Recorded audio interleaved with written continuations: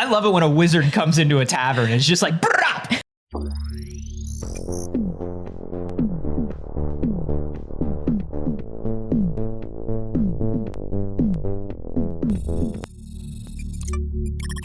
Hello, good morning. Good morning, BBs. It's too early. It sure is. Welcome to the first, best, and only morning show in existence. I'm Anthony Carboni. And I'm Saige Ryan. And welcome to the first, best, and only morning show in existence. Sorry, I'm gonna burp, and I can feel it. Hold on, I actually am gonna fix something as well in the frame because you can actually see my self-defense weapon in the background, which shouldn't be in shot. Shouldn't be in shot. And you know what? I'm gonna go ahead and I'm gonna put Dagger in a corner because he loves to be in a corner. So, yeah, you got that corner right there. Yeah. This is always laying out because every time I'm alone at the studio and I hear a strange sound, it's this. This is a clamp of some kind. And now, rip to the internet. Rip to the internet. Hey, everyone. Rip to the internet. Somebody said your sweater is very good, Saige. Oh, thank you very much. That's all. Where'd you get that sweater? If people want to know. You know, will you check the tag for me, Anthony? Mm-hmm. It says, to my dear friend Saige, love Anthony. That's so interesting. I guess that doesn't do a lot of good if I need to help someone. Nope. I knitted it myself. He didn't knit it himself. He bought it for himself, and it didn't fit him right. So it's mine, which is, I own a lot of things that just didn't fit you right. Yeah. Yeah, I get a lot of cool shit, and then I'm like, oh no, it's a little small. And I'm a little small. Except when you're not. When I'm very big. That's true. Yeah, you're a little too small is my perfect a little oversized. I'm sorry. I chose the wrong corner of the couch to set up for him, even though he has a bed.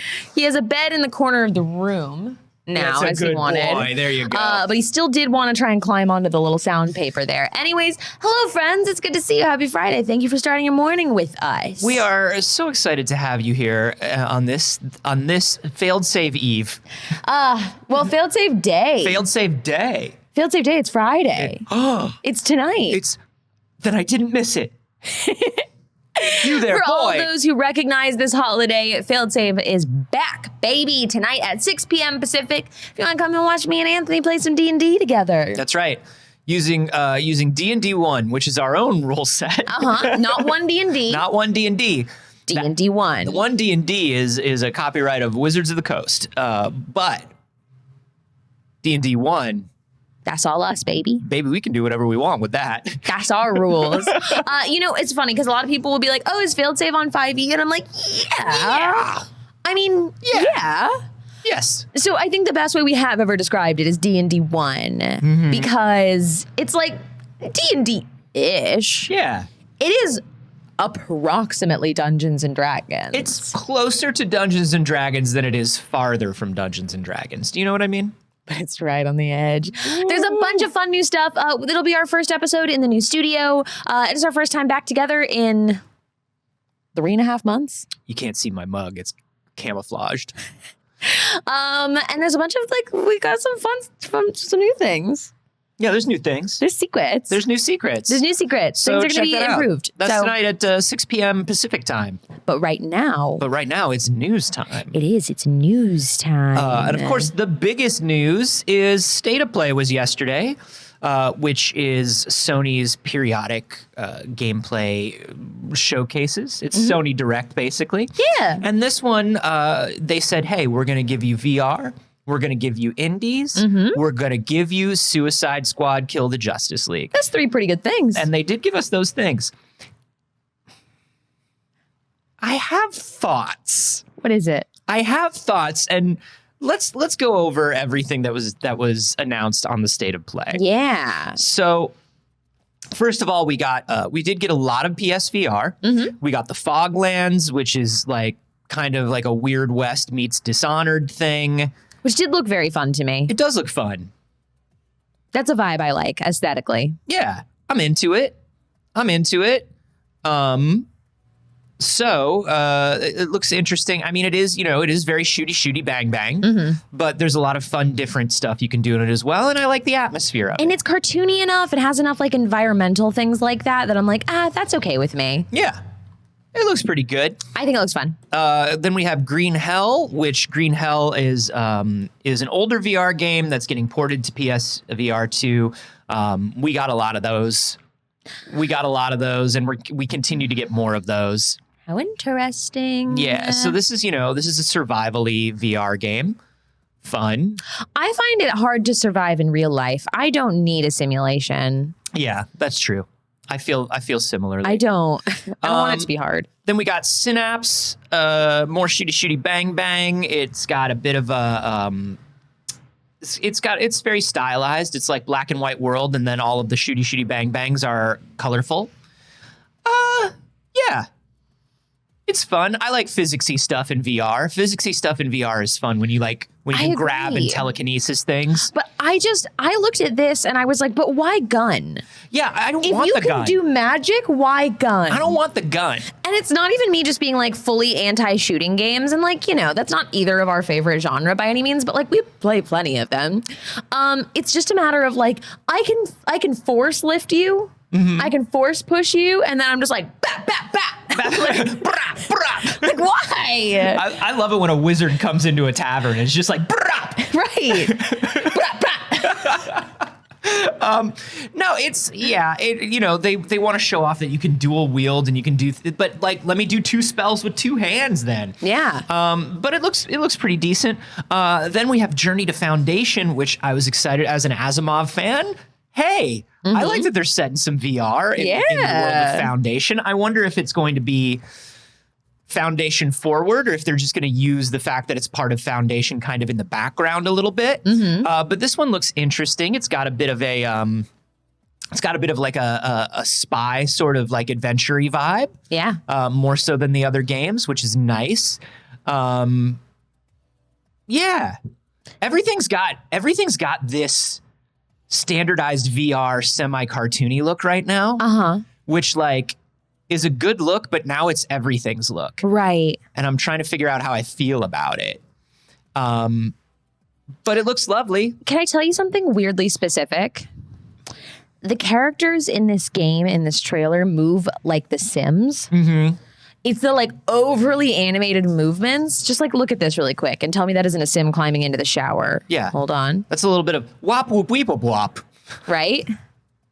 But I love looking out the window and seeing that. And like, absolutely. It's cool. It's going to be cool in VR. But VR games in space are my favorite genre of VR games. Same. Then we have a port of Before Your Eyes. Fuck you. I love that game. It's so good. So good. That game is very hurtful. So in that one, they actually monitor your blinking. And when you blink, the scene changes. And it's very hard not to because you're also sobbing. Yeah. I feel like I'd ruin my VR headset. Yeah. You didn't get a chance to try like the webcam, like VR I functionality? did. No, I did it with the webcam. Yeah, that's a lot. And it's hard. You're sitting there like, no, please, just another second. So, a lot of these are older. None of these really are exclusives. I don't believe they are just sort of like coming to PSVR as well as other platforms, and maybe that's okay. Maybe maybe what PSVR needs is just parity with the Oculus platform, and then people will choose it because it's a nicer headset and they already have a PS5, as opposed to having tons and tons of exclusive VR. Here's what I'll say.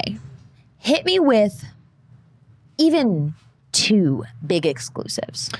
2 like really appealing, interesting exclusives, and then just like, beef up the library. But I think there has to be at least a little of both. Yeah. Because if you're just like, oh, I'm beefing up the library, the price point gets in the way at that point. Yeah. And the problem is you get put into that like very high-end category that isn't competing with the Oculus anymore. And when the only things you have that are really exclusive is like Call of the Mountain. Or older PSVR stuff, which has all already come out.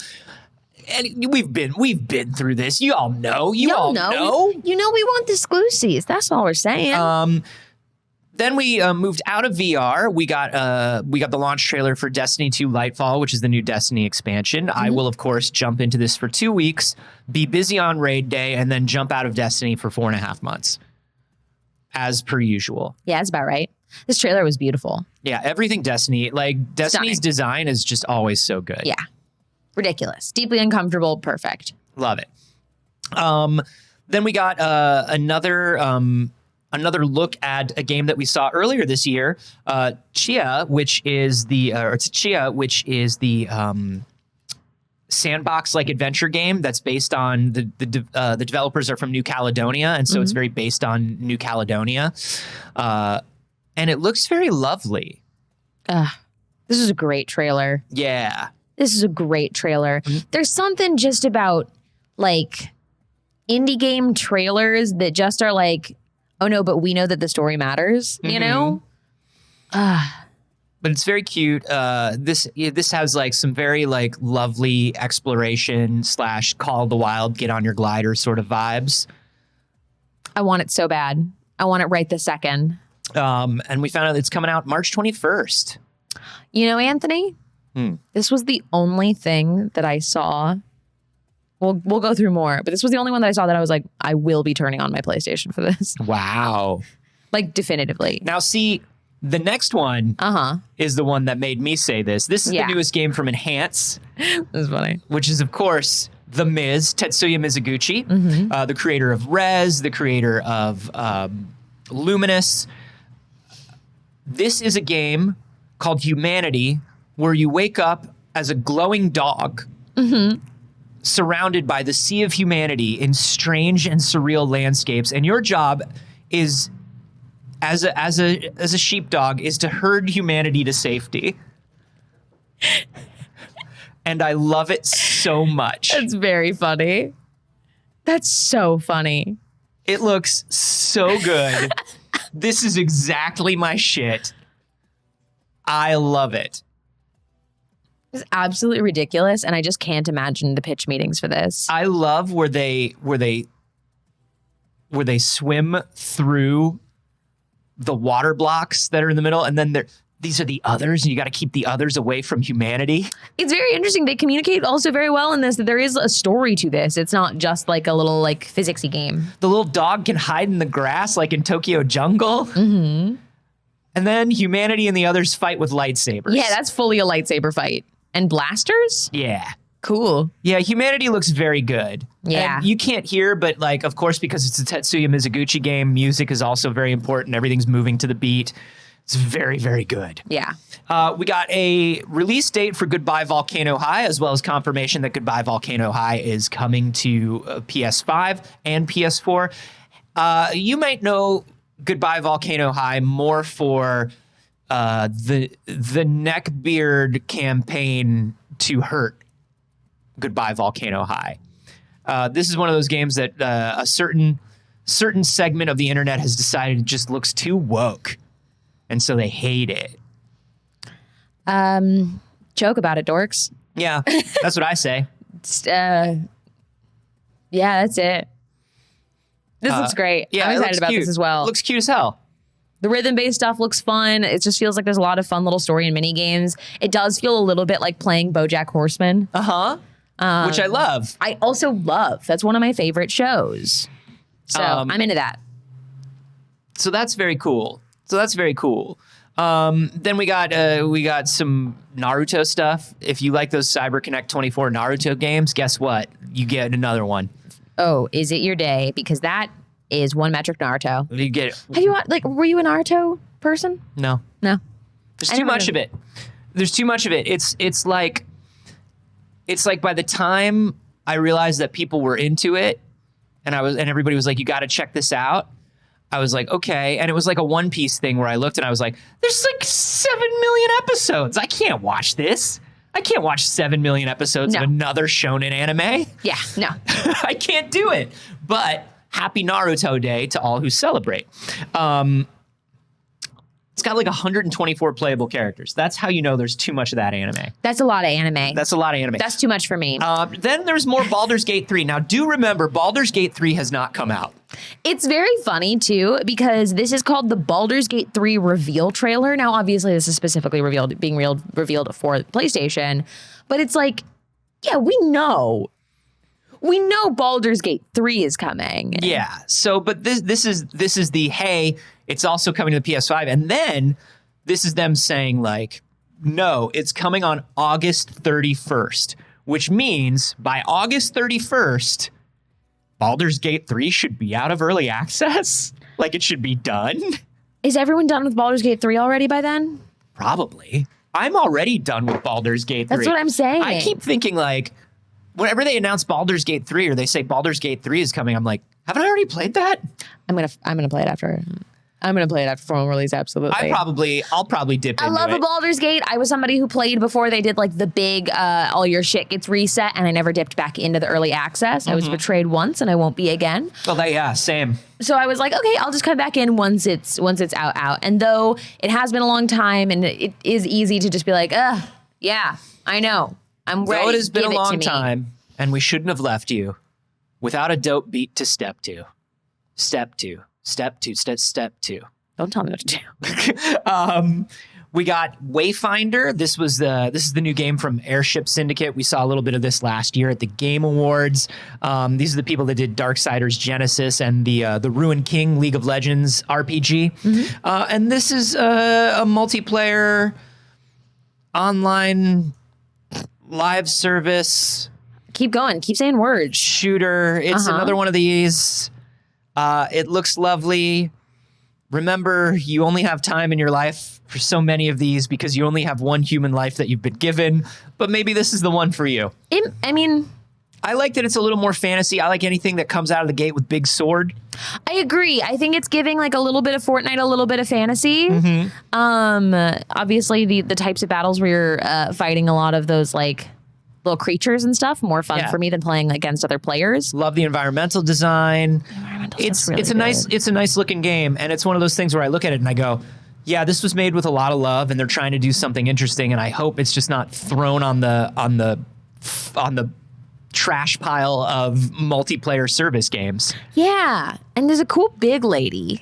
There is a cool big lady, like a tall buff lady. Yeah, I love the 2D, 3D like effects, like the anime style effects. There's a lot of cool stuff going on here. There's something interesting to this. You know what it's reminding me of? It feels a little bit, especially in like the environments too.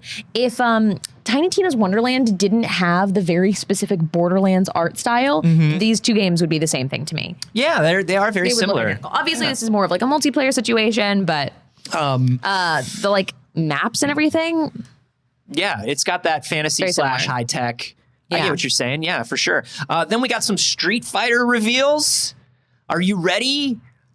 People were very excited about these Street Fighter reveals. They're very, very exciting for people. We know that Zangief is coming now to Street Fighter 6. He looks good. This was Zangief, Lily, and Cammy. Lily is the only new character of the three, and Lily has one of those confusing things that I never understand for certain Street Fighter characters, which is, and Lily's allowed to bring weapons. Do you know what I mean? Yeah. Where it's like, every once in a while, there's a Street Fighter character where it's like Vega's like, and I wear claws. And it's like, are you allowed to do that? And it's like, well, and I throw a shuriken. Oh, are you allowed to? I throw kunai. Really? You can do that? I have chains attached to me and I'm going to whip you with them. But like a lot of characters do. Some of them do, yeah. But I do love her weapons. I love that she's like hooking people and swinging around. It is very cool. And her whole vibe is very cool. The way they animate her movement is rad too. Yeah. I think it's very interesting. I love that she takes time to like actually be like at you before she does her super. It's good. That's good. I like it. I like and her. then the third reveal, she has a bird friend. Third reveal is Cammy, who Cammy has upgraded to wearing some more clothes. Yeah. Yeah, we're getting there. she wears the big Union Jack now, and She's still very fan servicey, but good. And people were very excited about Cammy. Everybody's just like, I saw a lot of people that were like, oh, cool, I get to be a Cammy main. Yeah. Same. Like a lot of people were really into that. Yeah. That's cool. Ows. That one shot was brutal. Looks great to me. Very cool. I play fighting games in a social setting only. Yeah. This comes out, we've got the release date for Street Fighter 6 is June 2nd. June 2nd. Then we got a big trailer for the Resident Evil 4 remake, as well as some details about the Resident Evil 4 VR mode. Mm-hmm. Now, this is very interesting because I know that we spoke for so long as they were doing the remakes when we got to like, okay, we're doing 2. Okay, we've got 3. Like, does 4 need to be remade? Yeah. After watching this, yeah, right? I'm like, no, this is good. Yeah. This is good. I was a little skeptical about whether we needed to redo 4. And here's the thing. It still looks very much like it's playing like 4. But the graphical refresh is nice, and I'm sure they're adding some additional stuff that's going to be fun. I like it. I mean, it looks like they've streamlined a lot of the UI, and it plays just a little more modern. Yeah. This is like the majority of Resident Evil fans' favorite Resident Evil. So that's great. I'm very, very excited for you all. I believe in Resident Evil 7 supremacy. Now, this is going to come out on March 24th. We got a demo coming to the PS5 in a few weeks. They did say that the VR is coming. It will be free for PS5. It'll be a free update, but it will not be coming at launch, which makes sense. Yeah. That kind of tracks with the release schedule of the previous Resident Evils. So I'm very excited about that. Now we get to the big. Now, the big being, once again, the only thing that people wanted to see from this state of play for some reason. Spider-Man 2. They all wanted to see Spider-Man 2. That's true. That's even true. Though they wanted that. Even though they said, we're not showing you Spider-Man 2. Every comment was, what about Spider-Man 2? You're going to buy it. Shut up. Fine. It's fine. It's going to be good. And that is Suicide Squad, Kill the Justice League. This was their co-op gameplay trailer. Which, for a game that they've been saying over and over again, is not an online-only live service game. This is an online-only live service game. They did say that even the single player is going to require an online connection. This is a live service game, no matter what they've been telling us. Yeah. They're really trying not to use those words, but we know what they're doing. I love this version of the Flash. Yes. This evil Flash. Yes. That's talking to them throughout the whole thing. Thank goodness for a good Flash right now. Yeah. You know? In this dark world.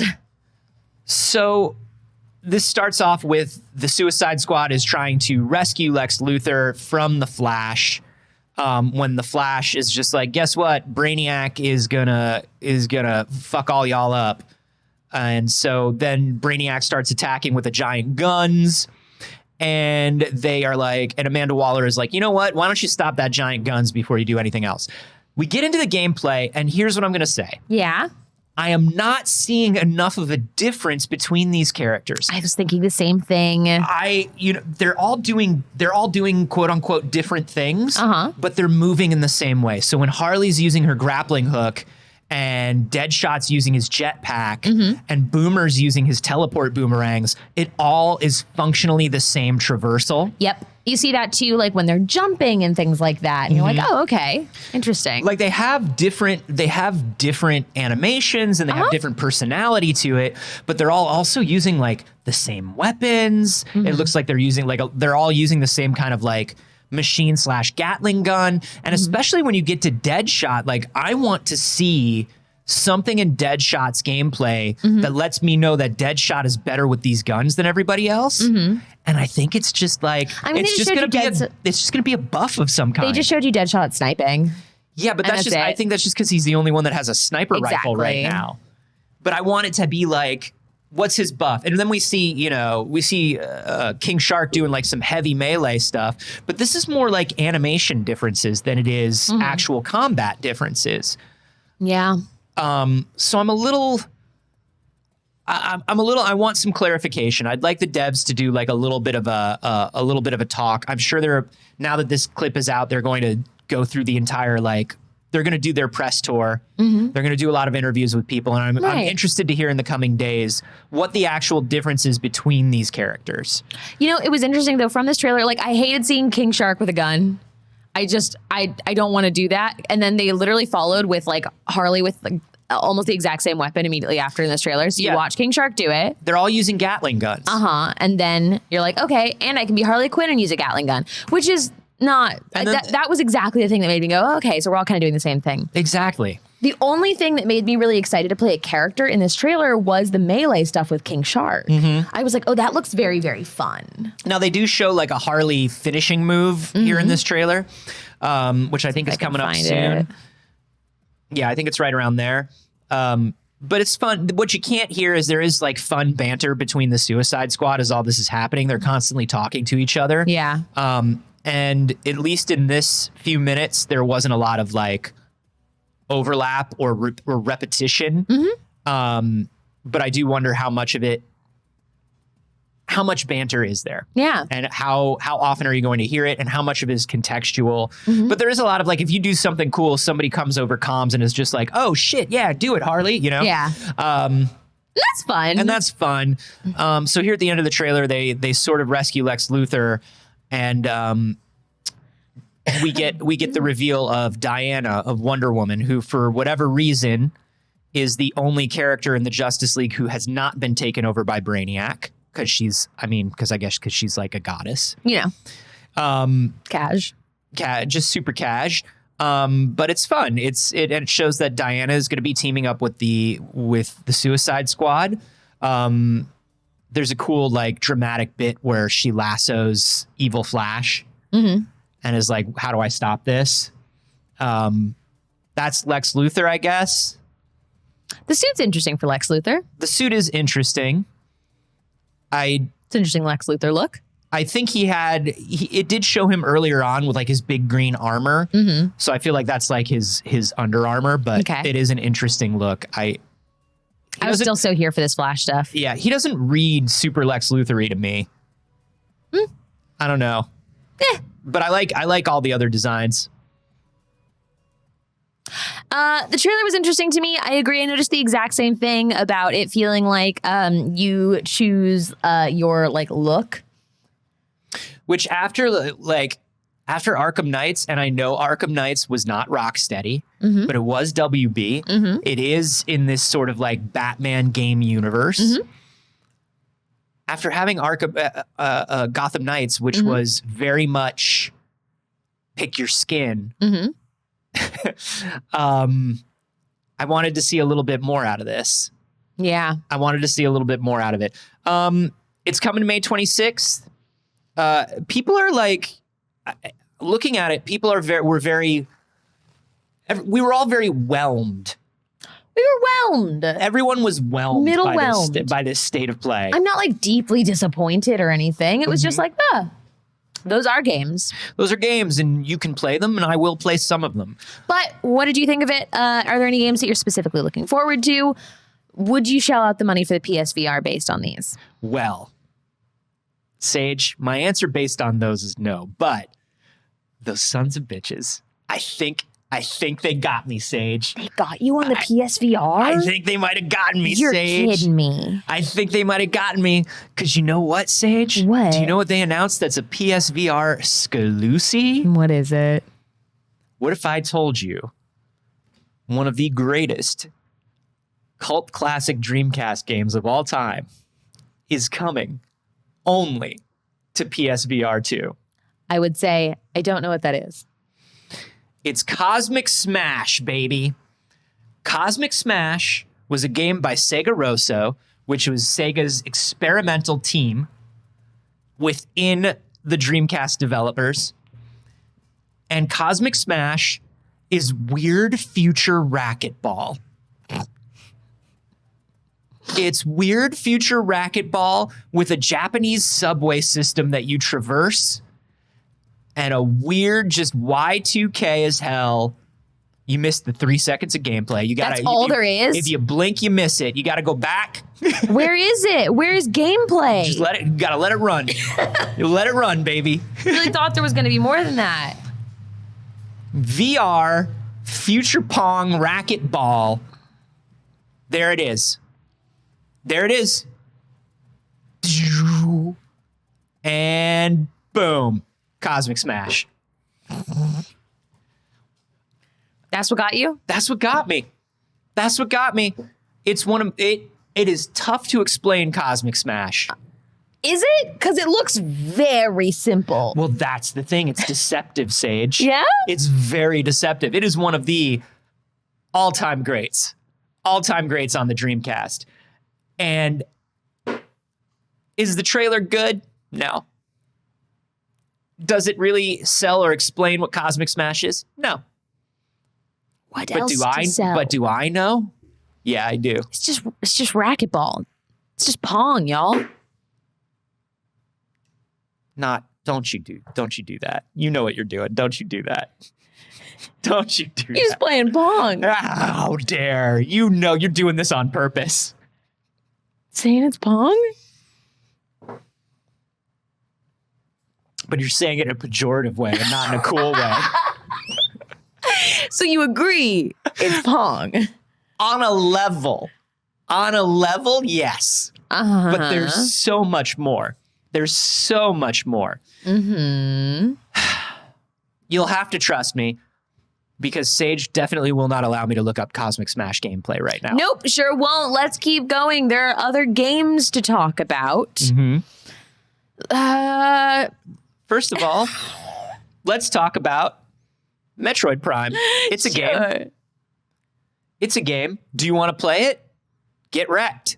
If you like little chippies and you don't like digital games, get absolutely fucked. Look, I don't mind digital games. I just love a little chippy. I know, and so many people do. But here's the problem, Saige. Little chippies are sold out. Yeah. The little chippies are sold out everywhere. Metroid Prime is literally sold out everywhere.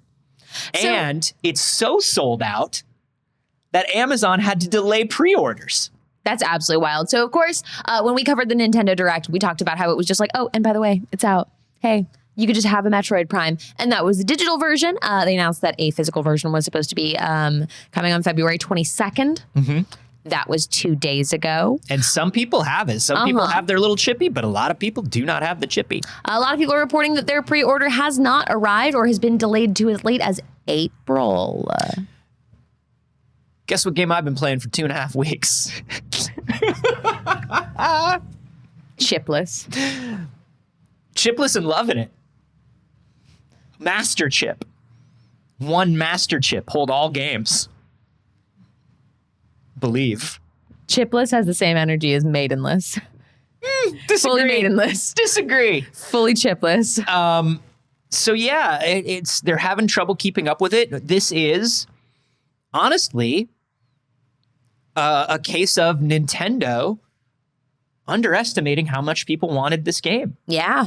I mean, they did a shadow drop. They never do a shadow drop. No. Which means they didn't think, they knew it was going to be big, but they did not know how big it was going to be. Right. They had no idea. And maybe this will light a little fire under their plumber asses to get that Prime 4 out. Mm-hmm. Wow. Metroid Dread was the highest selling game of the entire franchise? Oh. Metroid Prime remastered, sold out everywhere? How interesting. Maybe we do want Metroid? I mean, it's clear, though, that by the way that they're leaning into it, they know that. They know you want Metroid. This is like they were doing their little tests to be like, you guys into Metroid? And people were like, fuck yeah, we're into Metroid. And they were like, oh, shit. They didn't think enough people were into Metroid. They do this a lot with their properties where we're like, Star Fox. And they're like, but you hate Star Fox. And we're like, no, we hate when you fuck with Star Fox. Just bring out Star Fox. Or we go, F-Zero. And they go, but you hate F-Zero. No, we don't. You haven't made an F-Zero in 20 years. No, what they say is, but you haven't bought an F-Zero in 20 years. Am I taking crazy pills? is what we all say. It's what we all say when we talk to Nintendo. So, What hey, we all say is we're screaming out the name of something they haven't released in 20 years. And they go, but no one remembers that.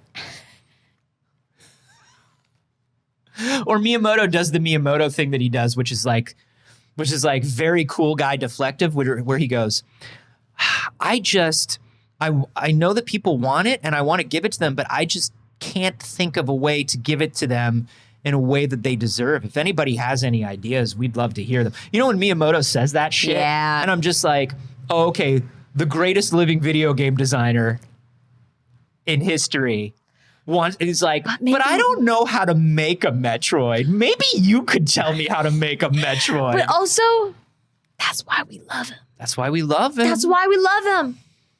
That's why we love him, because he doesn't say, fuck you, this is not a good idea. He says, I am so open to any ideas you might have, but my brain just not good. My brain all banjo. I can only do so much. My brain all banjo and snacks. Can't make game. I want it, but like, I don't know if I can make the game that you deserve. I'm a little sleepy. But he'll say that, and then he'll give us Star Fox for the Wii U. Where he's just like, okay, well, if you want Star Fox, then you have to suffer through the worst thing you've ever done. Yeah. He's like, yeah, we'll give you a Star Fox. What do you think about that Wii U gamepad? Because it's all Wii U gamepad. Pew, pew, pew.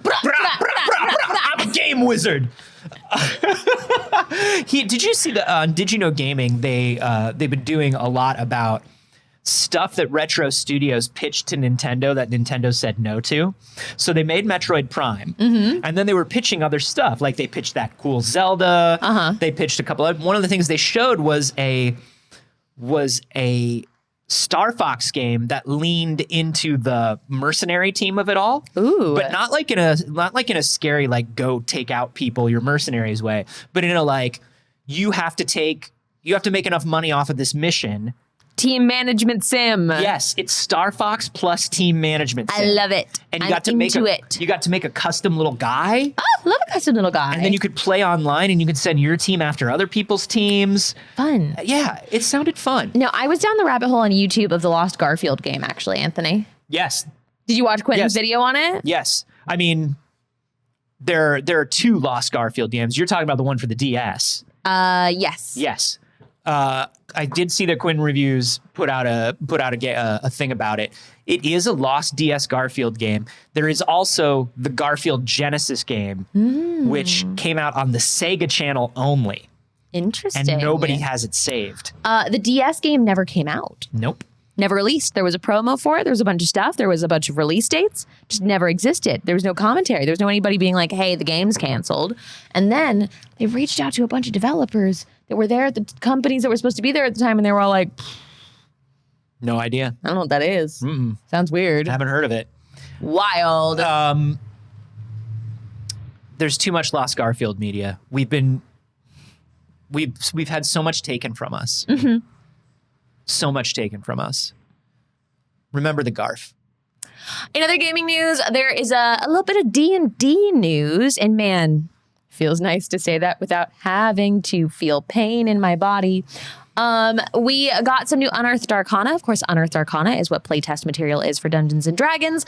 One, D&D is eventual. It is upon us. It is inevitable. And they are making a lot of classes to the game as a base system because it's the first new player's handbook in quite a long time. So for this one, we got some updates to the Druid and the Paladin classes. Now, this is interesting. They wanted to update the Druid specifically because according to Wizards, Druid is the least played class in Dungeons & Dragons. Hey, guys, the fuck are you sleeping on Druids for?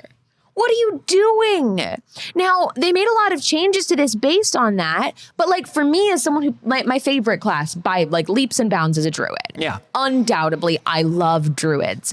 I agree. It didn't feel like that could be right. We got a lot of people in the live studio audience right now saying that can't be right, but here's what I'm going to say. The Venn diagram of our audience to D&D nerds it's a circle.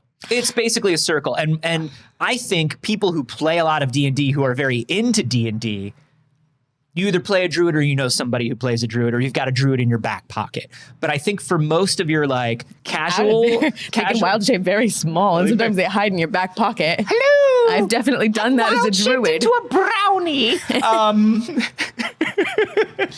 But not the kind you can eat. A Girl Scout. A Girl Scout. I was thinking of the magical creature. I was thinking of first grade Girl Scouts. When you're a first grade Girl Scout, you're a brownie. Yeah. Was Daisy before or after? Daisy's is first. Daisy's is first. Anyway. So I think for most of your like beginner to mid-level players to occasional players, they don't know a lot of people that play druids. I don't know. I don't have the test data for this. I can't see it. I have no choice but to, I guess, believe that's true. But it doesn't make any fucking sense to me. And I know that that is because all of my friends are very avid and very active D&D players that are like, you know, in it. But same, Druid was my first class, and I just can't imagine, okay? I understand that in practice, a Druid is complicated, okay? I know that it is one of the harder classes to play, which is why it's the most fun, but that's besides the point. I think of being a new D&D player, okay? Yeah. Typically what happens, and I think this is the way it goes for most people getting into Dungeons and Dragons that want to learn, is your DM kind of tries to be like, hey, here's kind of what everything does. And I've heard so many people go through this process with new people. I've been through with so many new people where you're like, oh, okay, so like this is your magic from inside. This is if you want to do things that are like, ooh, I want to play with time. I want to play with necromancy. I want to hit stuff hard. I want to hit stuff a lot. Sure. And you break them down like that, right? Now, when you say a druid, obviously you say you can shapeshift. How are people not saying, fuck yeah, I want to shapeshift? Because you don't when you're learning. When you're like really at the beginning and someone's explaining it to you, you don't know that druids are that complicated. Because that's what happened to me. I was like, yeah, I want to shapeshift. If you tell the average person, I wonder if you tell the average person shapeshifting versus like lightning from your fingers versus like shapeshift. It depends on the person.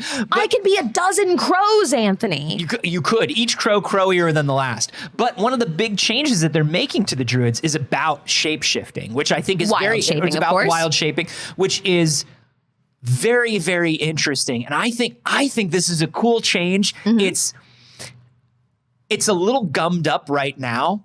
In a practical way, but I like what they're going for. So they are doing some really cool stuff with this, and it's a little bit of a mixed bag for me personally. So wild shaping is something that you don't get right away as a druid. So if you're starting a level 1 campaign and you've chosen to be a druid, you're not really a druid yet. You do have spell casting abilities, so you do have some kind of magic, but you're really no different than a sorcerer other than like your access to your spell list. You don't get to do anything druidy, which makes it very hard to write a backstory. Because if you're like, oh, I come from like a druid order, which is like a rather common like I come from a druid order. And you want to explain that you're like you were raised and taught by druids, but you don't know how to do it. And then one morning in your campaign, you will wake up and suddenly know how to do it because you will have leveled up by XP or milestone. It doesn't make any sense. So the best change that they're making to this is wild shape at level 1.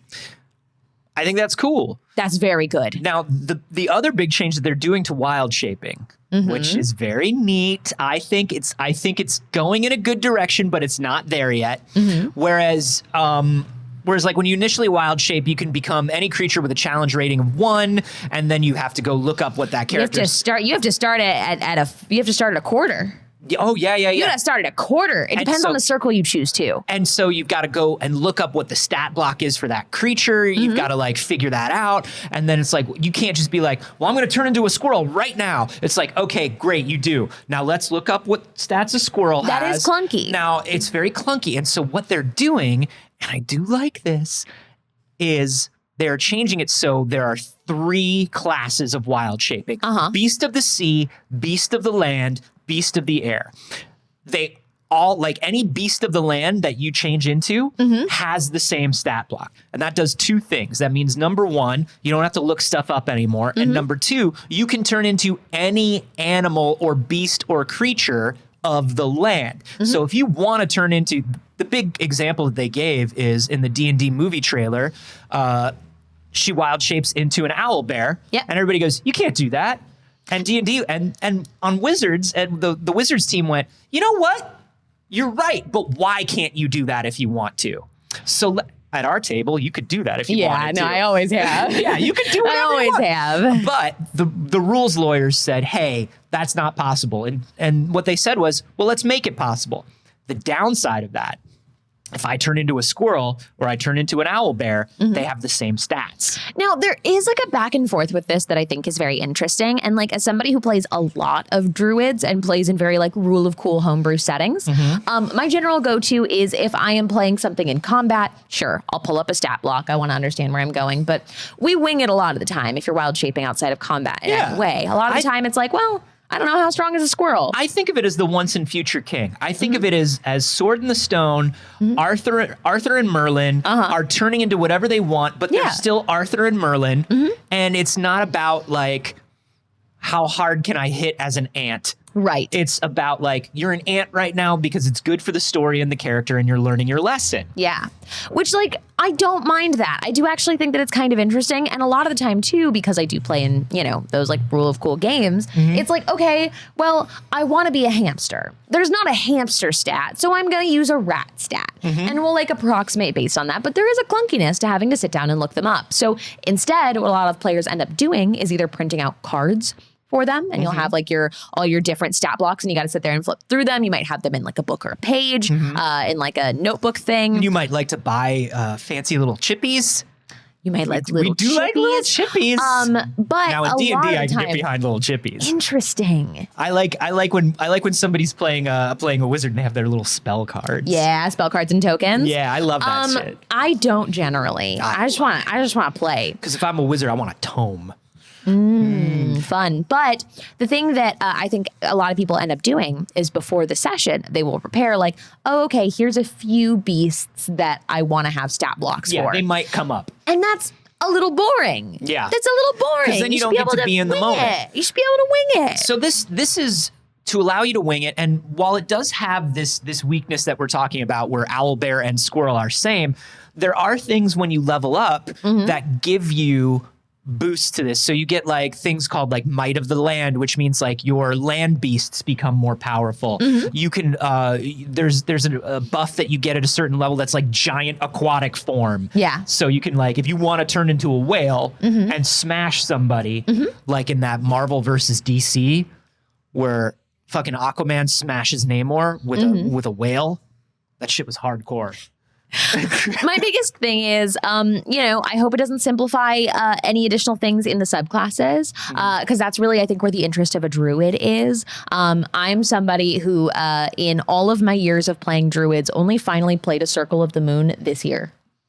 Because Circle of the Moon is like the standard. So Circle of the Moon is actually the class, the subclass that they highlighted in this. For those of you who don't know, you choose like your druid circle and it's usually connected to nature in some way, or like the stars. You can be a circle of spores, stuff like that. They did, of course, your level breakdown. This is actually in the Unearthed Arcana document. At the first one, you get Channel Nature, Druidic, and Spellcasting. So Channel Nature is more of like a sect of abilities that has wild shape within it, which I think is very interesting. And I think it's kind of cool. You get some new abilities to like summon a familiar of some kind that's like nature's companion that can take shape of anything you want. Much like the reason I play Circle of Wildfire Druids is because you can summon your wildfire spirit. What I like as you're leveling up, one of the things that I find very fun is alternating forms and wild resurgence. Alternating forms is basically like, hey, if you want to go back and forth between different animals real quick, if we're using the sword and the stone analogy, if you want to do the wizard duel at the end of Sword in the Stone, where they just turn into different animals, you can do that. So now that's something that happens at level 13, which is you can now rapidly shift between wild shape form and normal form. If you're in wild shape form, you can switch to your normal form as a bonus action, and you can then switch back into that wild shape form within the next minute, which is so interesting.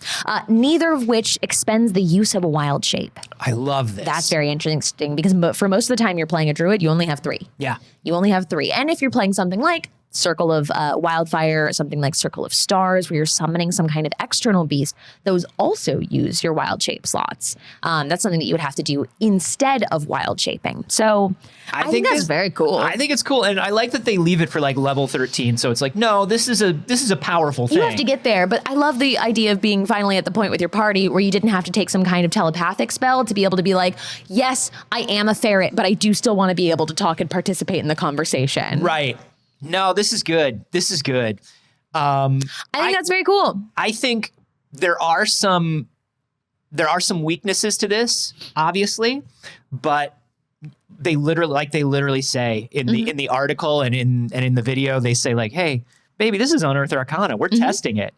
Let's see how it goes, and we'll do it. We'll fix it from there. And we have seen so much stuff change through it. I know that there has been like a little bit of a like, and there's been a lot of an upset, obviously, and like for reasons justified and for also reasons unjustified.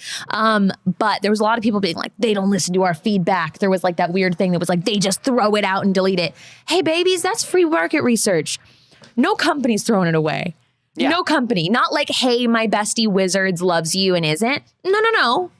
No company's throwing away free market research. No. I promise you that. You're doing work for them. So, we're seeing a lot of them really exploring the idea of these like class groups, experts, mages, priests, and warriors. And I think that that's really excellent for introducing new players, actually. I think the idea of being like, oh, okay, so here are the ranges of it. And I've seen a lot of other games take this on. So I think that's kind of cool. I think it's neat. We didn't just get updates to the Druid class, though. We also got updates to the Paladin class, though they were much smaller updates. For the most part, it was kind of like smaller, more intricate details of what spells that you get and when. There wasn't It was really much more of a rebalancing, I think, because Paladins, like, you get to a certain level and Paladins just, like, decimate. And I think they were like, what if they decimated a little less and we're a little more integrated into things. And I think that's cool. The big change, of course, just as Rakia pointed out in the live studio audience, unarmed smite. Now, your smite as paladin is like your foundational important ability that you can do. You typically smite with a weapon, you hit it, and it does an additional D10 or D8, and it depends on what level you cast it at. It uses a spell slot, but doesn't count as a spell for that turn. So with this, you can now smite somebody with your fist. Yeah, and that's good. That's really cool. That's good. That's really cool. Just straight up tear someone in half. Right? Like just for the role, exactly the role play opportunity. Smite slap. I love that Nightingale. Tear someone in half for God. That's it. That's it. Or because you're mad at God. Yeah. That's kind of the two kinds of paladin. It's good. Either God or mad at God. I like these changes. Yeah. I like them. I think they're neat. And they're going to get, theoretically, they're going to get better and better as they go. But anything that I think simplifies and allows people to get into a class that apparently they weren't getting into as a whole, I love that. Which, get good. I think it's very interesting. I think it's very cool. Check out the Unearthed Arcana, play it for yourself, and do give feedback. If you don't like things about it, tell them. Yeah. And make the classes good. Because if they fuck up druids, I'll lose it. I'll lose it. I'm not hanging on without druids. No. I can't do it. There's a bunch of stuff in there about exploring the new ways that feats work too, which is very interesting, and I haven't really gotten to play with yet. Yeah. So, one more big gamity game news. Gamity game. Saige, you might remember that earlier this week we announced that Microsoft games are coming to Nintendo. Sure.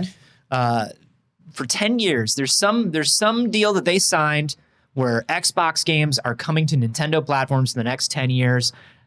Obviously, just a show of good faith, like we're allowed to own Activision, don't worry, everything's going to be cool. They did it again. Xbox games are now coming to GeForce Now. Sure. GeForce Now is, of course, NVIDIA's cloud gaming service. And I would imagine this is going to be Xbox Game Pass cloud streaming is just going to come to anything that supports NVIDIA GeForce Now. It is once again a 10-year deal. They are giving it to everybody but PlayStation, and they're doing it for a reason. PlayStation said, we cannot allow this. If they own Activision, it's too big. We don't want this merger to happen. We are going up against it in court. And Microsoft said, but we said we'd put our games on your platform. And PlayStation said, you know that's not enough. You know you can't own all this stuff. It feels like going to a party and seeing your ex, so you just start making out with their friends. He's like, it just feels like making out with all your friends' exes. PlayStation, I didn't see you there. Oh, hey, my God, sorry, I was just PlayStation. How have you been? Sorry, what's your name? Oh yeah, sorry. It's me and I'm sorry. What's your Sam? Me and Sam. We just Me and Sam. What is your name again? NVIDIA. Me and NVIDIA. We're just hanging out. We hang out all the time, me and NVIDIA. What are you up to? That's so weird, PlayStation. I didn't think I'd see you here. Interesting. That's so crazy. This is fucking wild. And remember what we said. Microsoft is going to do more and more of this. Remember that 10 years to a corporation is nothing. A corporation is a lich. A corporation is a lich. Their plans are infinite. And their darkness will envelop all. Just because you may not be here 50 years from now does not mean the lich does not need its stock value to rise for the next 50 years. It does. And that's the way they're thinking about it. Everybody's like, what are these makeout parties? What are these makeout parties? There are liches there? I don't understand. What, you've never made out with a lich? You should try it. Listen, we all made out with a lich in college. It's just you're experimenting with the undead. College. In news that's big to me, gaming news. Just watch the transition just lightly escape your grasp. In news that's big to me, Shinji Mikami is leaving Tango Gameworks. Yeah, that is a big deal. Shinji Mikami, obviously the creator of Resident Evil, a very big deal over at Capcom, helped to create Clover Studio, then moved on to Tango Gameworks, where they, of course, released The Evil Within, and most recently, Hi-Fi Rush. When Hi-Fi Rush came out, I said, this feels like very classic. I told you it's a GameCube game. Yeah. It's a GameCube game. I still haven't gotten a chance to play it. It's 100% a GameCube game. And I'm like, how did this happen? Why did this happen? Why is it shadow releasing? It's because Shinji Mikami is like, I gotta go. Yeah, one last job. One last job and then I'm out. Now, he's been in the industry for 33 years. That's a long time. It's a long time.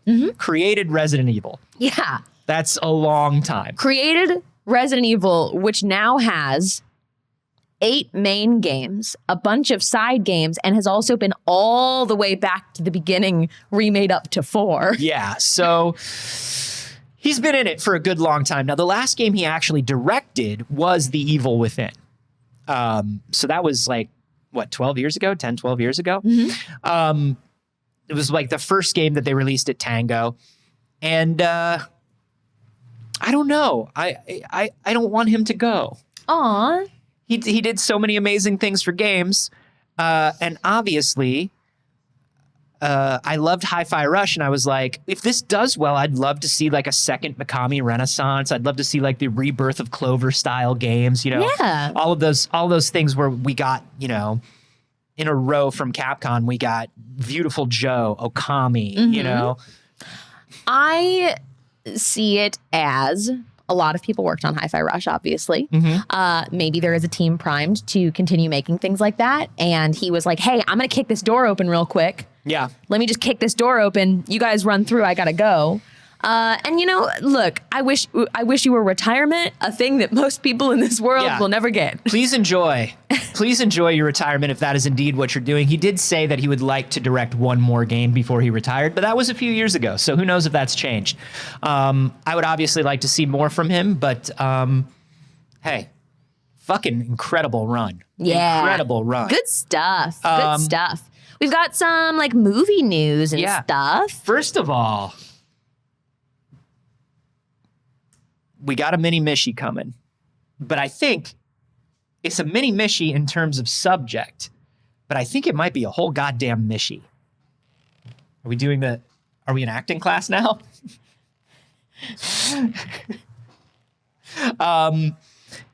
Nintendo announced Super Mario Brothers the movie Direct. What does that mean? We know What's that- a direct for a movie? We know that we're at least getting the final trailer for the film. Sure. We might get some, I don't know, some BTS, some interviews. Anthony? Are we gonna hear is Mario say more than a line? If there is only one trailer and bonus things, that's not a transmission. That's It's- not a direct. That is a BB Mini Mishy. That is definitely a little mini Mishy. That is a BB mini It's Mishy. a little baby mini Mishy. It's a mini Mishy, but it's a mini Mishy with a big heart. Do you know what I mean? I mean, all mini Mishy's got a big heart. Not all. Some of them are lazy. The mini Mishy is, as a species, very lazy. However, some mini Mishy do have a big heart. Yeah. It's like how hobbits never go on adventures, but sometimes a hobbit's going to go on a real big adventure. You know what I mean? This mini Mishy has got a lot to show us. It's like, for those of you who have seen that clip of Gina as Gus Gus Big with big heart now. Yeah. That's this mini Mishy, we hope. We hope. Because I'm waiting on this final trailer. Yeah. There's things I want to see. There's things that we've only heard a little of that we obviously need to hear more of.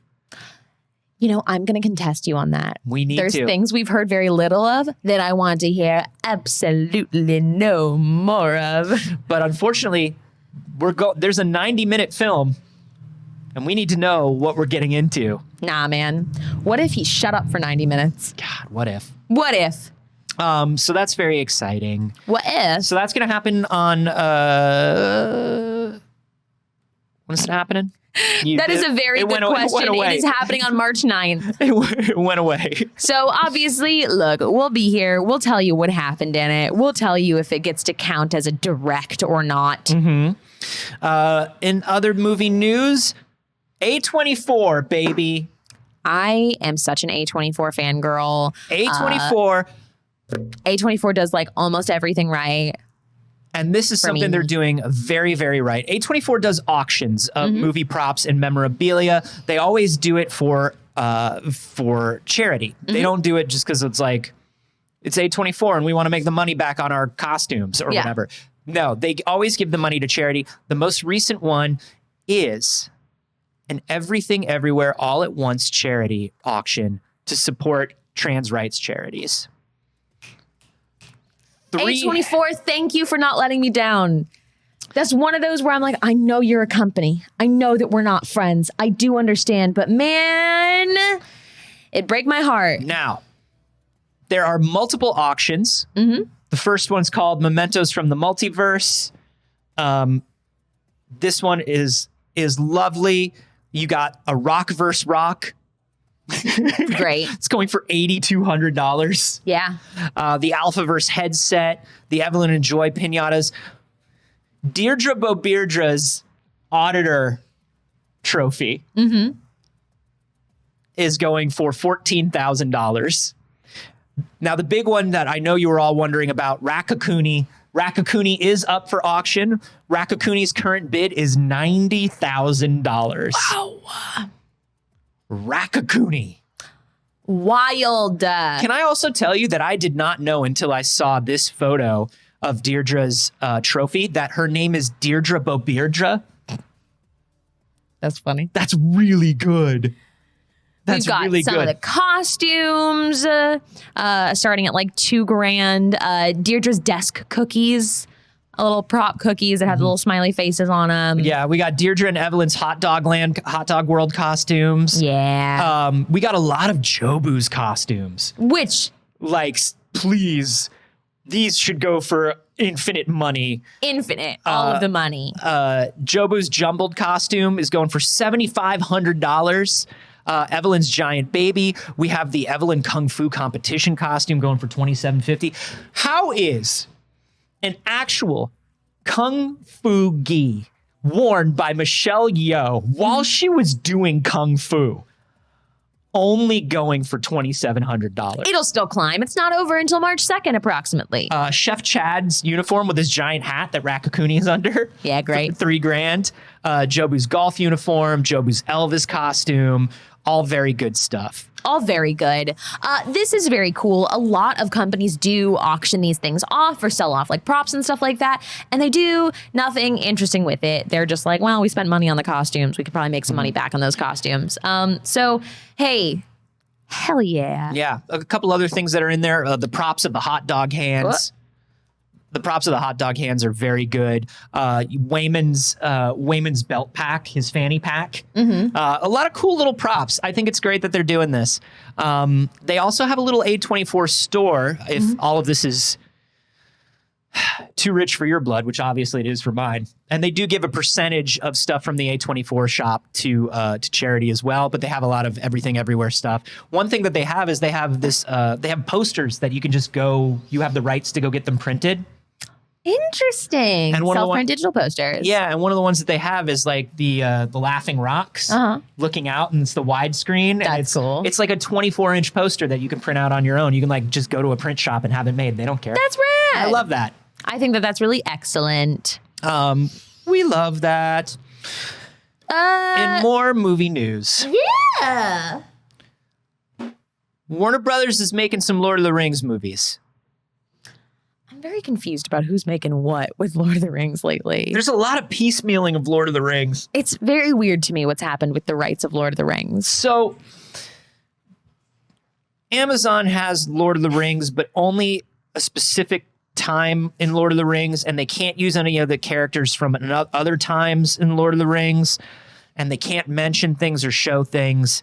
Then you've got games, and games are allowed to do stuff, but the game stuff can't look like the TV or the movie stuff unless they specifically license the movie stuff from the movie license holders. And then there's just a lot happening. But what is happening is Warner Brothers has the rights to Lord of the Ring movies, and we don't know what the fuck they're going to do with them. Are they just going to do them all over again? No. Are they going to do a Silmarillion? Are they going to do a... What are they going to do? I don't think they would remake. Are they going to make shit up? Are they going to make shit up the same way like Amazon's sort of making shit up? I do. I think they're just going to make shit up. I think they're just going to tell new stories in the universe. There's no reason for them to do a remake. That would be wild. Wild N 1990 in the live studio audience says the thing that I think gets to the heart of it. It feels like when Marvel rights were spread out across a bunch of studios. Yeah. It really does. This is a little bit of a side tangent here, but Universal Studios used to have Marvel stuff at it. Still does. Still does in Florida. In Florida. So Universal Studios here in Los Angeles used to have like quite a bit of Marvel stuff in it. It had like wall murals of like the Hulk and a bunch of stores and stuff like that. But also Universal Studios, I just realized how much of a fucking like mishmash it used to be. Yeah. Like they used to have a little bit of everything. Yeah. They had a giant Nickelodeon area. They had a cartoon area, but their cartoons were all King Features and United Features Syndicate comic strip characters. So you didn't have like new modern comic like cartoon characters. You had like Blondie and Dagwood and Kathy and like when I was a kid at Universal Studios, they had a giant Nickelodeon like water park area. We had Nickelodeon Studios in Florida. Wild. And then we had like a Wild Thornberries attraction. So we never got that attraction. Which owned so fucking hard. The whole thing was just a room full of foam balls and different ways to like throw them, make them fall, like weird physics games with foam balls. That's so and then weird. just like fucking giant Gatling guns to shoot foam balls at other children. Ours was a Nickelodeon studio tour, and at the end they would slime somebody. They would give you like Nickelodeon clothes that you got to keep, and they would slime you. And then we had an entire Marvel Studios island at Islands of Adventure. So there's a Hulk coaster, which is still there. There's a Spider-Man ride, which is based on the 90s cartoon. There's the X-Men still come out, and it's the 90s animated X-Men, and they look like they're wearing like Leg Avenue X-Men costumes. They're definitely like Spirit Halloween X-Men. Like it's real bad. And the thing is, those rights were signed over in perpetuity. And so like they can just keep doing this. They can just keep doing it. Sure. Never Let Go, honestly. That's hilarious. I'm very curious. Did anyone go to Universal Studios when there was a Wild Thornberries attraction? It's so specific. I forgot that it existed until literally yesterday. And I was like, hold on. They also had a Coca-Cola water park. That's really weird. They had it like on the lower floor. There was a second small water park. And it was just one of those where it's like, oh, there's like sprinklers and shit. One of those that was all Coca-Cola. Very weird. Very weird. You know, while we're talking about theme park stuff that's a little weird, California Adventure Yes. made a very interesting announcement yesterday. Mm-hmm. Yeah, I don't want any of that audio. No, it's okay. I'll play it. Yeah, okay. What you're seeing here is Peggy Carter Mm-hmm. looking at the playbill for Rogers the Musical. Rogers the Musical, obviously from Hawkeye. It was very funny. Rogers the Musical is actually coming to California Adventure. They're doing a one-act version of Rogers the Musical. Now, not my first choice for what Marvel Park needs. Sure. There's some other stuff missing, I think, from the Marvel Park that maybe we'd like first. But it's kind of funny. It's funny, but it's also not, because in Hawkeye, in the world of the Marvel Cinematic Universe, the whole idea was it's stupid. Mm-hmm. The whole idea is this musical is stupid, and Hawkeye is sitting in the audience. He's like, this is terrible, and it's actually giving me PTSD, and it's not, this is infantilizing. Why not? Why not then just like the stage productions from Thor? That would have been my first one, right? I haven't watched Hawkeye still.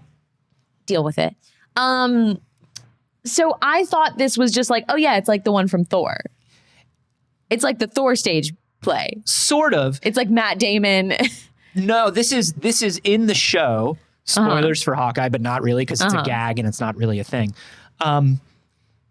They're going to New York for the holidays, and they go to see a Broadway play, and they go to see Rogers the Musical. They obviously get invited to see it. Yeah. And so Hawkeye and his family are there, and he's like having a miserable time watching it. And it's corny, but it's like earnestly corny. Like they hired real Broadway people in the show, and they like, the song is I Could Do This All Day.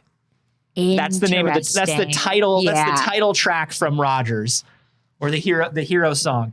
And I just like, as somebody who's been to the Marvel Park at California Adventure, I think there are other things that it could use first. Mm-hmm. It could use another ride. Sure. It could use more theming, like outdoor theming. Yet. Here's what I will say. It can't be a replacement for those things, but I am team silly little attractions. I do like a silly little attraction. Especially because something like this, like there's so many empty facades in Disneyland. There's so many things that are just like, oh, this was some kind of show. This is a building that's empty, and it's like a small space kind of attraction. Put something in it. Yeah. So I'm like, I'm team do little short run weird shit. Like, what is the future of our Disney deep dive YouTube channels that get into all of the weird stuff that the various CEOs of Disney have done? What is a 50-year-old Kevin Perjurer doing? Right. So like, I need to know what the future of these YouTube channels are when they're like, hey, why did Disney do this? And we all get to go, wow, what a weird time. Yeah. Yeah. It's fucking weird. People in the live studio audience are saying they show the whole thing in the last episode. They show like one song. Okay. I mean, it's only a one-act play in here, so. Yeah, they don't, there is no pre-existing entire Rogers the Musical. Yeah. Except now there is. Well, somebody said like it's a bit of a hat on a hat, and it is a bit of a hat on a hat, because it was sort of them making a statement about how weird it would be if there was like strange musical licensing and adaptations of these heroes in the world where these heroes exist. Which there would be. But it's kind of a weird thing. Like, I'm going to go and pretend like I'm in the world of Marvel for a day. Let's go see Rogers the Musical. You know what I mean? I inhaled something. I apologize. You know what I mean? I think that's very funny. While we're talking about Marvel, though, Elizabeth Olsen is trending on Twitter right now. Yeah. Just for a pretty small statement. But in an interview, she said, if I were to tell you exactly what I would want, I think I would be spoiling something because Kevin Feige asks us what we want to do and then he does it. So I don't know if I can share. I just want to come back. There you go. That's cool to hear. You love to hear it. That owns. 2, and then 2. Yes, correct. Hell yeah, come back. I love you. Hell yeah, come back. Hell yeah, come back. I think love it's you. I think there's a lot of give and take and a lot of like collaboration between that, where it's like, where it was like Chris Hemsworth before Ragnarok was like, I'm a little bored of Thor. Mm-hmm. What do we do to make Thor less boring? Can we do something sillier? Can we do something like a little dumber? Mm-hmm. And Kevin Feige was like, yeah, man, let's do something dumber and see where it goes. And then if that doesn't work, we'll have to have another talk. Yeah. But and damn did it work. And damn did it work. But yeah, I do think I am part of the camp that thinks Wanda was done dirty by the Doctor Strange movie a little bit. And so I do like that maybe in the next one, Elizabeth Olsen has a little bit more of a say. Yeah. I think that if it is not the end of it, I'm okay with it. Yeah. That's how I feel like. If there's it more, doesn't end there, then I actually love it. Yes. Right? Like if that's not it, if it isn't like that anticlimactic nothingness after, we're trying not to get into too many details of it, but it's been out long enough.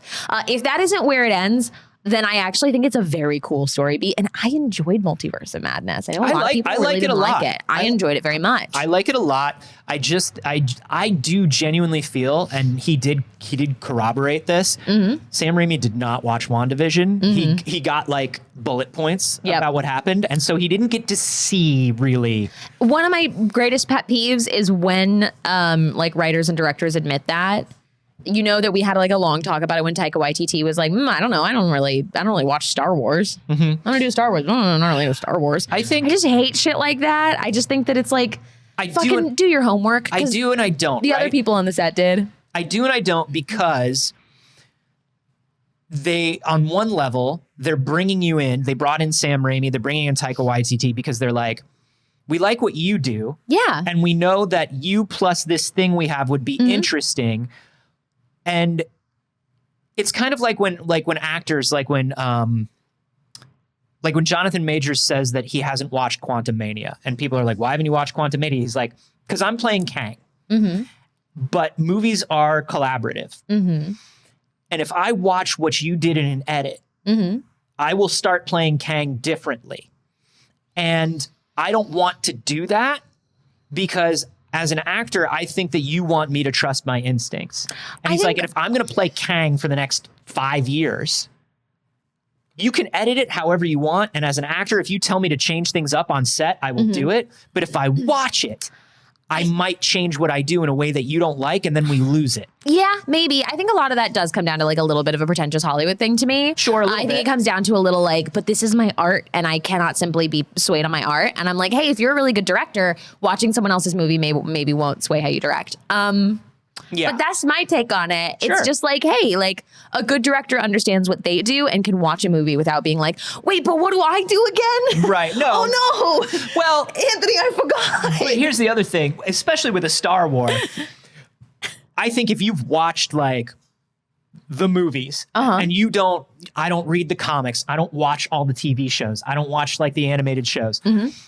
And you're coming in to tell a story in the Star Wars galaxy that doesn't have to connect to everything. Like Taika's is its own thing, is what they're saying.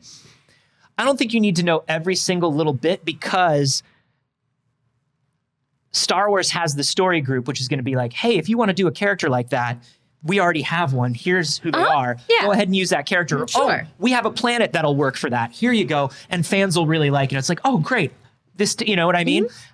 Yeah. I think that kind of stuff with a big universe is kind of okay. Now, if you're somebody that gets hired and says, I've never even watched a Star Wars, it's like, okay, well, watch a little. Do me a favor, watch a little. Hey, watch enough to know that Natalie Portman was there. Yeah, please.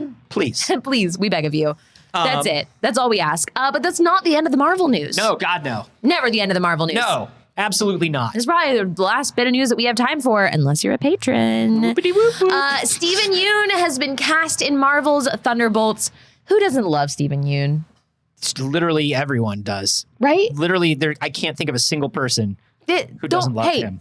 Don't show yourself. Yeah. Don't show yourself. Don't tell us. Yeah, you don't make yourself known. But he's in Thunderbolts. Very exciting. Of course, Thunderbolts is a movie coming up from Marvel. It's very hard. I feel like you have to clarify now because I feel like every time I think about Marvel news, I'm like, okay, was that one a Disney Plus series or was that one a movie? No, Thunderbolts is definitely a movie. And this is sort of like Thunderbolts are supposed to be the darker version of the Avengers. Cool. Right? They're supposed to be like so we know, who do we know is in it already? We know it's Yelena Belova. So we know it's the White Widow. We know that it's Yelena so much. We know that it's Bucky Barnes. Hell yes. We know that it's the Red Guardian. We know that it's also US Agent, who we don't like, but we're supposed to not like. We also know that Ghost is coming back from the Ant-Man films. She's going to be in it. Taskmaster. And then, of course, Julia Louis-Dreyfus as the Contessa. Yeah. As the evil Nick Fury. And they're kind of like a slimier, more like pro-government fucking SHIELD. They're gross. I'm very curious to see what happens with that. And it's such an interesting collection of people with that too. I don't know. I'm excited about it. I'm really excited about it because I think that there is a lot of like Marvel tends to teeter on that edge of pro-government. Yeah. You know what I mean? Where it's like, we're not. Like, we're like, but like, we are, but like, we're not. So like having these people that are like, oh, they are kind of bad guys and they are. I think there's a fun thing. A lot of people are calling it, this is the Marvel version of the Suicide Squad, and I get what they're saying. It's not. It's not because different. These people are not villains. Yeah, they're not villains. They're not being forced to be there. Right. They are just sort of like a slimier covert ops. Cassidy Weaver is saying this is nothing like the original Thunderbolts comics, and that's true. Civil War was nothing like Civil War. It's different, but I like it. You know, Thunderbolts in the comics are of course like villains that are kind of pretending to be heroes that are run by Norman Osborn. There are a lot of reasons why that doesn't work. Yeah. Frog Monet said, Saige, if you love Yelena, stop sleeping on Hawkeye. She's the main character. I know. I'm so tired. I don't have time. The thing is, you're weighing Saige's love of Florence Pugh and Yelena Belova against Saige's dislike for Jeremy Renner's Hawkeye. Yep. That's absolutely correct. And that makes it just not sit as high on my priority list. It's tough. It's tough. I'm very excited about Thunderbolts. I think it's going to be neat. Yeah, I like it. It's going to be very cool, and that's great casting news. But we don't know who Stephen Pugh is going to be yet, or Stephen Yeun is going to be yet. But they do say he is probably somebody that that character will continue on through the MCU. So begin speculation. Very exciting. But it is after 9:30. So that's all the show that we have time for today. Of course, if you are a patron, you get a bonus clip. We've still got some stuff in the spreadsheet that we didn't talk to you about yet. So if you want to see that, head on over to the Patreon. Hey, you don't even have to watch it today. You could save it for yourself. Tomorrow, there's no show. And you could think, oh man, it's 8 a.m. Do you know where your Saige and Anthony are? We leave all of these clips up forever in perpetuity. So if you become a patron today, for instance, you also get access to the whole backlog of stuff. So enjoy it. I've also got some like BTS photos to post there. And today after the show, we will be recording our very first ever Failed Save after show that will go up on the Patreon. So let's check it out. Come and join us tonight for Failed Save at 6 p.m. Pacific and see us play some D&D together. Yeah, and if you are watching this on YouTube, Failed Save is also up on YouTube. That's true. So watch it there. It's probably already up. It's probably already up. I don't know if it's been like a day. Who knows? I don't know. Get out of here. Leave us alone. Anyways, do that, though. Have a wonderful rest of your day. We're going to go through, of course, and we're going to thank everyone that supported us during the show. But first, Anthony, what's your fucking deal? Oh, you can find me everywhere online at Carboni. My Twitch is at Anthony Carboni. And my science comedy podcast with Jeff Kanata is called We Have Concerns. This week's episode is about a vampire man. Ooh. A real life vampire billionaire. You can find me everywhere on the internet at Not Saige. I was supposed to stream on Wednesday, but currently I'm streaming from the studio, and there was a drug deal on the porch that I couldn't interrupt. You don't want to interrupt a drug deal. You don't want to interrupt a drug deal. I'll be back on schedule hopefully next week, because this week is bananas. Depends on the drug deals. Look, I just don't want to get involved. It's none of my business. Not only do you not want to get involved, but also we support small business here. Exactly. They are doing it on the property of my small business, but hey, you gotta community supports community. That's right.